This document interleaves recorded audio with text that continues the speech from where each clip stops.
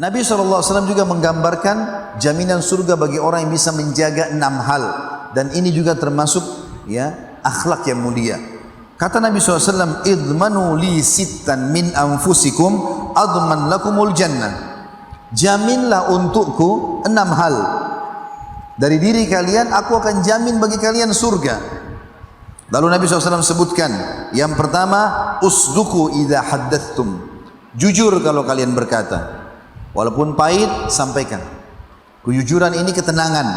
Kata Nabi SAW, as-sidqu tuma'nin. Jujur adalah ketenangan jiwa. Dan ini tidak akan bisa diraih kecuali oleh orang-orang yang dasarnya imannya kuat kepada Allah Subhanahu Wa Taala. Ya, karena kalau orang jujur, dia akan aman. Awalnya pahit, tapi setelah itu sudah tidak ada masalah. Ya. Secara otomatis selesai masalahnya pada saat itu. Disuruh jujur.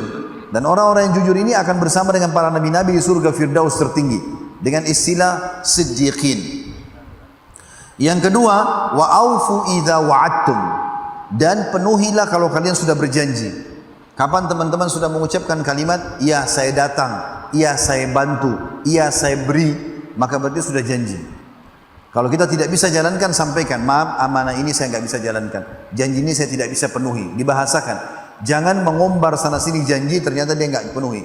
Ini semua ada tanggung jawabnya hari kiamat. Dan kita tahu ciri-ciri orang munafik, kalau mereka berbicara mereka dusta, kalau mereka berjanji mereka khianati, ya, atau mereka pungkiri. Yang ketiga, wa'addu idza tumintum, wa'addu idza tumintum, dan jalankanlah amanah itu kalau kalian diberikan amanah. Ini sudah kita jelaskan tadi titipannya. Kemudian yang keempat, wahfadhu furujakum, jagalah kemaluan-kemaluan kalian, jangan letakkan kecuali pada yang halal. Menikah dengan cara baik, lalu letakkan pada yang halal. Yang haram tidak dibolehkan dalam syariat kita. Dan nikah sama zina sudah kita sering jelaskan dalam banyak pengajian-pengajian kami. Kalau nikah sama zina perbedaannya cuma 5 menit saja.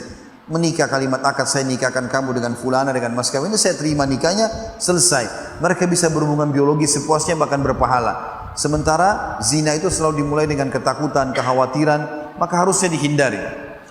Kemudian selanjutnya yang kelima, waguddu absarakum, dan turunkanlah pandangan kalian dari yang haram. Kalau selama itu tidak boleh dilihat, maka jangan dilihat. Allah SWT haramkan, maka harus dijaga. Dan yang terakhir, wakuffu aidiakum, dan jagalah tangan-tangan kalian jangan sampai menyakiti orang lain. Ini juga sesuai dengan sabda Nabi SAW, al-muslimu man salim al-muslimuna min lisani wa yadi. Orang muslim yang sejati, orang muslim yang menyelamatkan muslim yang lain dari bahaya lisan dan tangannya. Jadi jangan ganggu orang lain.